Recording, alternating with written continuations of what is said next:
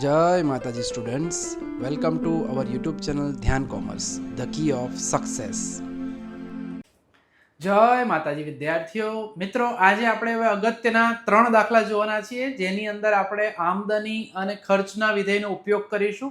એટલે કે હવે જોવાના છે નવાના વિધેયના દાખલાઓ, જે વિભાગ ઈ ની અંદર પૂછાઈ શકે છે. મિત્રો, ચોપડીની અંદર F સુધી આપ્યું છે, પણ આપણે વિભાગ ઈ સુધી જ પૂછાય છે આ ચેપ્ટરના દાખલા. તો નફાનું વિધેયમાં બીજું કંઈ નહીં મિત્રો, એને આપણે કહીશું નફાના વિધેયને સંકેતમાં કેપિટલ P કહેવામાં આવે છે. આમદનીને આપણે રેવન્યુ એટલે R કહીશું, ખર્ચના વિધેયને કોસ્ટ એટલે C કહીશું. એટલે આપણે દરેક દાખલાની અંદર મિત્રો P બરાબર R માઇનસ C, એટલે R જે છે એ આપણી સમક્ષ આમદનીનું વિધેય થશે અને ખર્ચનું વિધેય C થશે. C જનરલી આપેલું હશે. આમદનીનું વિધેય છે R બરાબર યાદ જ છે આપણને, બરાબર. આમદની R બરાબર થાય P ગુણ્યા X અથવા X ગુણ્યા P. C જે છે એ ખર્ચનું વિધેય આપેલું હશે. તો ફટાફટ શરૂ કરીએ, આપણે દાખલા તરફ પ્રયાણ કરીએ.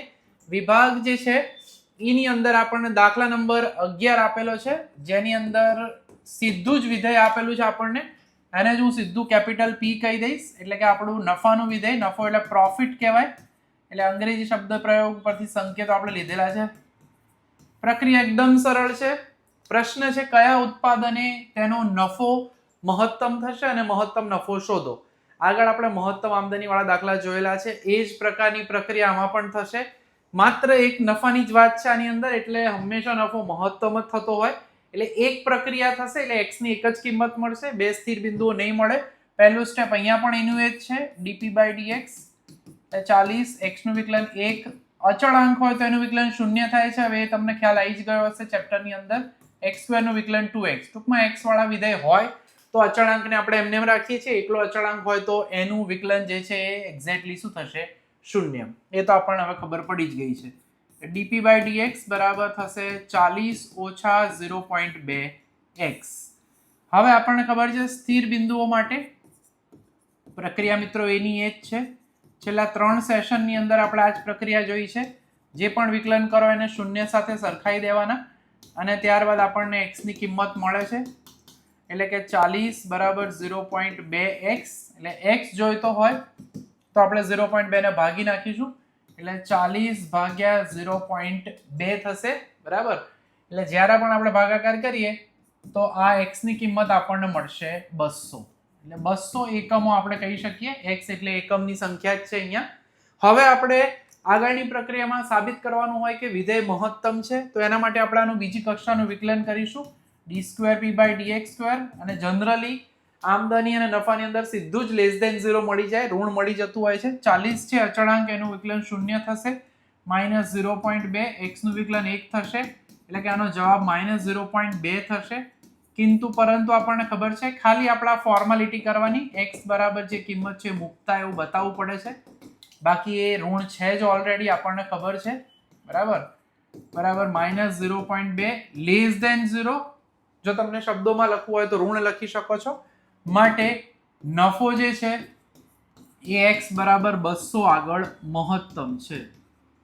એટલે મહત્તમ છે એટલું પૂછ્યું હોય તમને વિભાગ ડી ની અંદર કદાચ પૂછીએ, એટલે એ લોકો 3 માર્કમાં તો આટલે સુધીનું પણ પૂછી શકાય, બરાબર. હવે આગળની પ્રક્રિયામાં મહત્તમ નફો મેળવવાનો કીધો છે આપણને, બરાબર. તો એના માટેની પ્રક્રિયા આપણે કરી લઈએ. મહત્તમ નફા માટે આપણે જે મૂળ આપણું વિધેય હોય મિત્રો, એટલે કે P જે છે 40x વત્તા 10,000 ઓછા 0.1 x² માં x બરાબર આપણી કિંમત મૂકી દેવાની, 200 મૂકતા, એટલે 40 જોડે ગુણ્યા 200, 0.1, 200 નો વર્ગ, 4 દુ 8, 8,000, 10,000, 10 અને 8 થશે 18,000, અહીંયા 0.1, અને આ જે છે મિત્રો એ કિંમત થશે 40,000, બરાબર. 200 નો વર્ગ ગુણ્યા 0.1 કરશો એટલે 4,000. ટૂંકમાં આપણને જે નફો છે મિત્રો એ 14,000 રૂપિયા મળશે. અહીંયા જ્યારે આપણે કિંમત મૂકીએ ત્યારે મહત્તમ એવું લખીએ છીએ, P મેક્સિમમ, બરાબર. એટલે મહત્તમ નફો આપણને 14,000 રૂપિયા મળશે. તો મિત્રો વિધેય રેડી હતું આની અંદર, નફાનું વિધેય એમણે આપણને આપેલું હતું. કે આ છે તૈયાર. ના આપેલું હોય તો બે પ્રક્રિયા આપણે જોઈ શકાય છે. બે ટાઈપના દાખલા હોય છે, જેમાંનો પહેલો દાખલો છે વિભાગ F નો 5મો દાખલો, જેની અંદર ખર્ચનું વિધેય તો મિત્રો આપણને હંમેશા આપી દે છે. ખર્ચ રેડી જ હોય છે. C બરાબર આપ્યું છે એ પ્રમાણે 0.1x² વત્તા 9000x વત્તા 100. પરંતુ જે છે આમદનીના વિધેય માટે અહીંયા કંઈક નવું છે. કિંમત આપી છે રેફ્રિજરેટરની કિંમત, જેને આપણે P કહીશું. બરાબર, P બરાબર ₹10,000 આપેલા છે. એટલે આની અંદર તમારે આપણે પહેલા વિધેય મેળવવું પડશે. માટે આમદનીનું વિધેય અથવા આમદની R બરાબર P ગુણ્યા X અથવા X ગુણ્યા P, જે ફાવે લખી શકો. એટલે R ની કિંમત આપણને મળશે 10,000x. હવે આની અંદર મુખ્ય પ્રક્રિયા કરવાની શું રહી, તો વિધેય આપણે બનાવવું પડશે. એટલે કે નફો P બરાબર R માઇનસ C. હવે R છે આપણી સમક્ષ 10,000x. હવે અહીંયા ખાસ ધ્યાન રાખવાનું છે મિત્રો, માઇનસ કરો પછી C, એમાં કૌંસ ખાસ કરજો, કારણ 3 પદ છે, નિશાની બદલાશે. આમાં અહીંયા એક ભૂલ થાય છે, તમે નિશાની બદલવાની ભૂલી જાઓ તો દાખલાનો જવાબ ન આવે. એટલે માઇનસ પછી કૌંસ કરવો, એટલે માઇનસ કર્યા પછી પાછળ જે છે આપણી નિશાનીનો ફેરફાર થશે. પ્લસ હોય તો માઇનસ, માઇનસ હોય તો પ્લસ. એટલે આની અંદર એક આ નવો ભાગ છે આપણી સમક્ષ કે આપણને અહીંયા R માઇનસ C, એમાં R આમદનીનું વિધેય નથી આપ્યું, કિંમત આપી હતી એકમ દીઠ. એના પરથી પ્રક્રિયા કરી આપણે. 10,000 માઇનસ 9,000, અહીંયા વધશે 1,000x માઇનસ 0.1x² માઇનસ 100. તો હવે અહીંયા આપણી સમક્ષ જે આગળના દાખલામાં તૈયાર હતું વિધેય P, એ હવે આપણે તૈયાર કર્યું છે. તો એની પ્રક્રિયા આપણે હવે એની આગળ કરવાની થશે. તો હવે આપણે આનું જે છે એ વિકલન ફળને પ્રક્રિયા પૂરી કરીએ. એટલે P બરાબર જે છે આપણી સમક્ષ 1000x માઇનસ 0.1x² માઇનસ 100 વિધેય છે આપણી સમક્ષ. વિકલન ફળ લઈ લઈએ. dp/dx બરાબર 1000, x નું વિકલન 1, 0.1, x² નું 2x અને આ 0, એટલે કે 1000 માઇનસ 0.2x.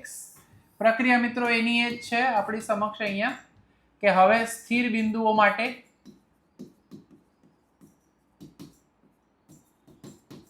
dp/dx બરાબર 0, એટલે કે 1000 ઓછા 0.2x બરાબર 0 કરીએ.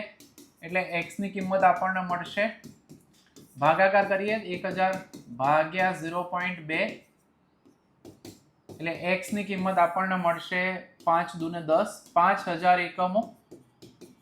પ્રક્રિયા એ જ છે. હવે બીજી કક્ષાનું વિકલન ફળ લેવાનું છે. d²p/dx², જે 1000 નું 0 થાય, 0.2, x નું વિકલન 1 થાય, એટલે કે માઇનસ 0.2.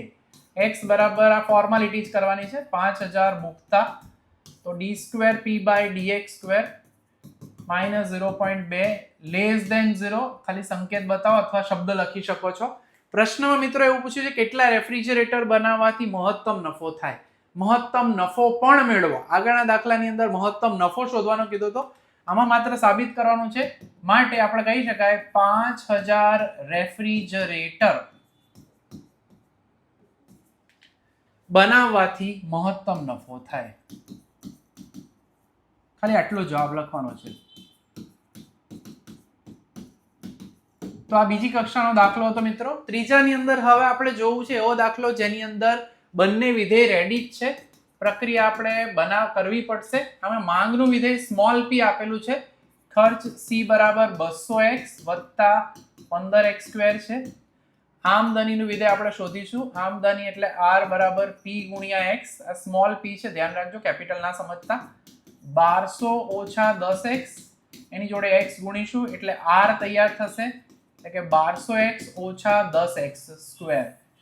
હવે નફાના વિધેય તરફ જઈએ. નફો બરાબર capital P R minus C.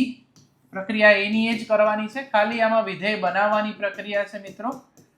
R minus C, C ની અંદર 200x વત્તા 15x² છે. હમણાં જે આગળના સમમાં કીધું, દાખલામાં કીધું એ પ્રક્રિયા યાદ રાખવાની છે. 1200x માઇનસ 10x² માઇનસ 200, નિશાનીઓ બદલાશે એટલે પાછળ કૌંસ જરૂર કરવો. 1200 માઇનસ આપણી સમક્ષ છે 200x, એટલે 1200 માઇનસ 200x એટલે 1000x થશે. બરાબર, અને -10 અને -15 એટલે -25x². તો પ્રક્રિયામાં વિધેય તૈયાર છે મિત્રો. હવે એનું વિકલનફળ લઈ લઈએ. આમાં આપણને નફાનું વિધેય શોધવાનું કીધું છે અને મહત્તમ નફા માટે કેટલા એકમોનું ઉત્પાદન. સેમ આગળ રેફ્રિજરેટર વાળા દાખલા જેટલી જ પ્રક્રિયા કરવાની છે. વિકલન કરી લઈએ. 1000 x નું વિકલન 1, 25x² નું વિકલન 2x, એટલે કે dp/dx 1000 - 50x થશે. હવે આપણે સ્થિર બિંદુ માટેની પ્રક્રિયા કરવાની થશે મિત્રો. એના માટે જે આગળ કર્યું એ જ સ્થિર બિંદુઓ માટે dp/dx બરાબર 0, એટલે કે 1000 - 50x, 1000 - 50x બરાબર 0, એટલે કે 1000 બરાબર 50x, એટલે કે x બરાબર 1000 ભાગ્યા 50, એટલે x નું મૂલ્ય આપણને મળશે 20. તો 20 એકમો મળશે. ત્યારબાદ આપણને કહેવામાં આવ્યું છે એ પ્રમાણે આપણે સાબિત કરવાનું રહે ખાલી. એટલે હવે d2p/dx² કરીએ. dp/dx એટલે 1000 ની જગ્યાએ 0, 50, x નું વિકલન 1, એટલે ફરી થશે -50. ફોર્માલિટી x બરાબર 20 મૂકતા થોડી ઝડપથી પ્રક્રિયા કરાવું છું મિત્રો, કારણ હવે આ સ્ટેપ્સ તો આપણને યાદ રહી જ ગયા છે. જે છે ઋણ એટલે કે <0. પ્રશ્ન ફરી જોઈ લેજો. મહત્તમ નફા માટે કેટલા એકમોનું ઉત્પાદન કરવું જોઈએ માટે છેલ્લો જવાબ લખવાનો હોય મહત્તમ નફા માટે 20 એકમોનું ઉત્પાદન કરવું જોઈએ. તો મિત્રો મોટા મોટા કોન્સેપ્ટ આપણે બધા જ પૂરા કર્યા છે. હવે છેલ્લે જે છે સીમાંત આમદની, સીમાંત ખર્ચ, એના પછી નફો જોઈ લીધો. હવે નાનકડો એક સાંકળનો નિયમ બાકી છે, બરાબર? તો એના સાથે સંલગ્ન છેલ્લો લેક્ચર આપણે જોવાના છીએ નેક્સ્ટમાં. ત્યાર પછી આ ચેપ્ટરની પૂર્ણાહુતિ થશે. તો આજના સેશનમાં આટલે સુધી રાખીશું મિત્રો. મળીએ નેક્સ્ટ સેશનમાં. જય માતાજી. Thank you. Take care. Please like, subscribe, share and press bell icon for notification. Thank you.